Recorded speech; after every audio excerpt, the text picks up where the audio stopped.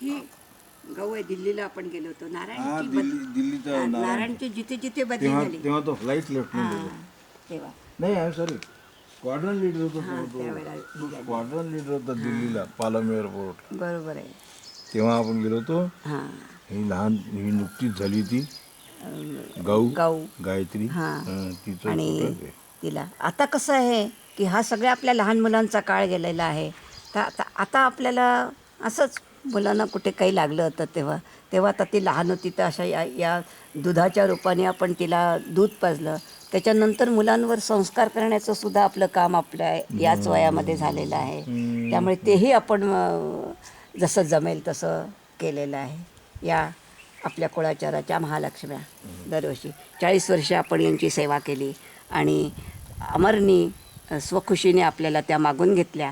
कारण की वयोमानाप्रमाणे काकू तुमच्याच्याने होत नसेल तर मी करायला तयार आहे असं म्हणून आजोबांच्या संमतीने आपण या महालक्ष्म्या त्याला दिल्या आहेत. तो सुद्धा तितक्याच आनंदाने आणि या महालक्ष्मीच्या कृपेने खरोखर आपला संसार इथपर्यंत काय पण याच्या पुढेही चांगला झालेला आहे.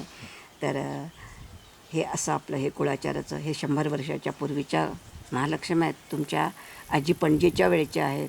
त्यामुळे जवळपास कुळाचाराच्याच त्या झालेल्या आहेत. 100-150 वर्ष हां. त्याच्यानंतर आपल्या आयुष्यामध्ये एक अतिशय उत्तम म्हणजे अगदी सर्वोच्च क्षण जो आहे की आपल्याला एवढ्या संसाराचं एक काहीतरी बक्षिसे म्हणून म्हणा किंवा काहीतरी तुम्हाला एक वेगळी वाट दाखवण्याची वेळ आलेली आहे. अशा वेळेला स्वामी पुरुषोत्तमानंद आपल्या आयुष्यामध्ये आलेले आहेत.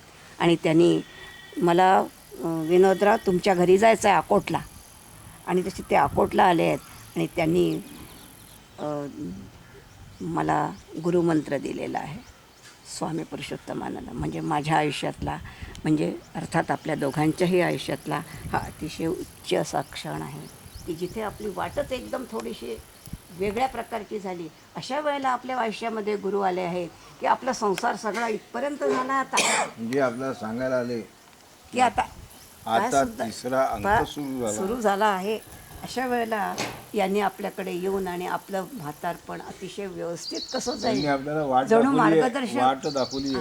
वाट काय गोष्ट केली. आता तुमचा तिसरा अंक सुरू झाला आहे. हां याच्याबद्दल आता हे आपले त्याच्या आधीची तुमची करिअर कशी झाली. बॅडमिंटनमध्ये तुम्ही रमले ट्रिप काढली. हे विधी सेवा मंडळामध्ये तुम्ही तुमची सुद्धा धंद्याची 50 वर्ष झालेली आहेत. हां तर हे विधिमंडळामध्ये तुमचं झालेलं हे स्वागत. त्याच्यानंतर मी पण संस्कार वर्ग वगैरे चालवून माझ्याही ॲक्टिव्हिटीज मी चालू ठेवल्या होत्या. हा मुलांचा संस्कार वर्ग मी 8 वर्ष चालवला.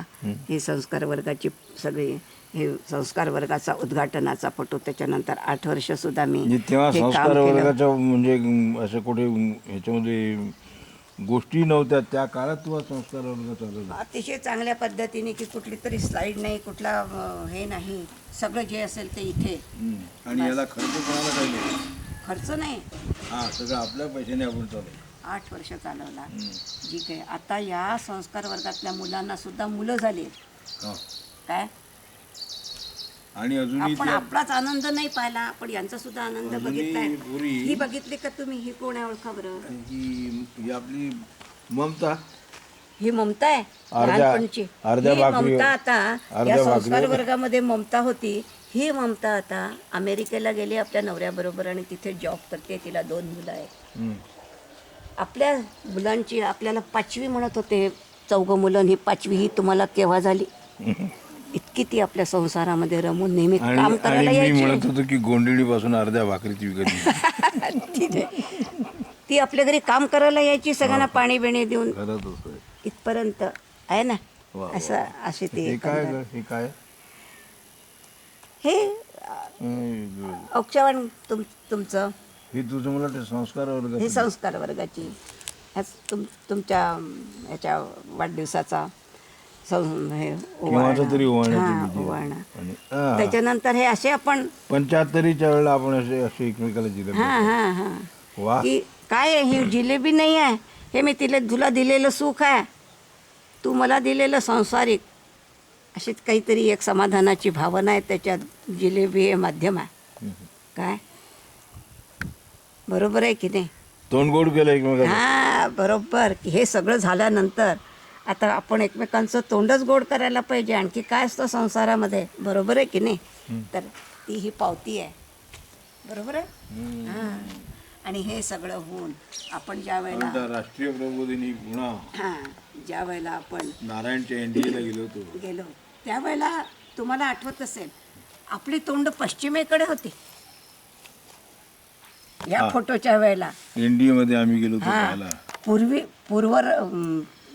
पूर्वेचे सगळे रंग आपण पाहिले कवितेप्रमाणे संसारातले काय. आणि हा फोटो पश्चिमेच्या दिशेने काढलेला याला खूप महत्त्व आहे. आणि काय करायचं आहे की या अशा मोकळ्या हवेमध्ये आपण पश्चिमेकडच्या सूर्याकडे पाहून आता मावळतीचे रंग आपण त्याचीसुद्धा एक मजा लुटणार आहोत.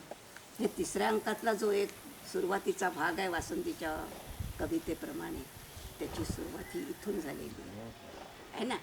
असं वाटतंय की नाही की आपण काहीतरी समोर बघतोय, हवा चाललेली आहे. नाही आपण आता असं वाटतंय की आपण सगळं करून अगदी आराम हां आणि आता मावळतीचेच रंग आपण रंग बघतोय. रंग निरखतो हो.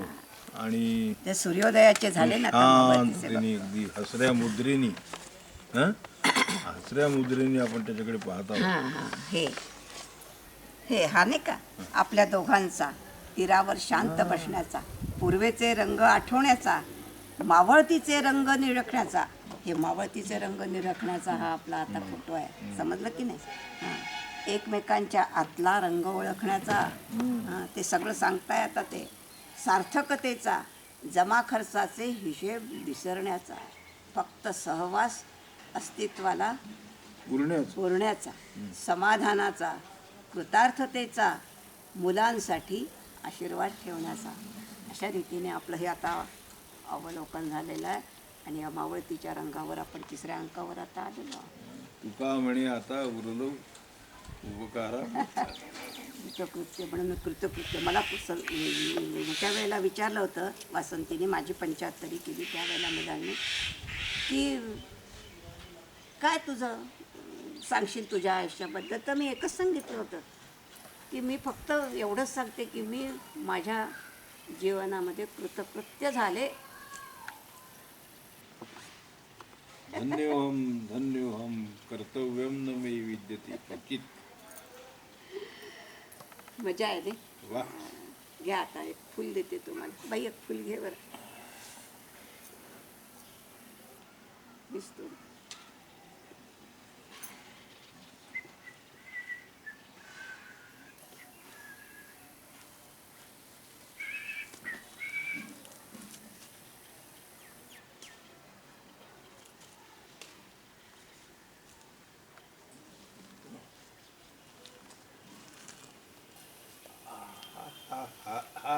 थांब पहिले मी नाही.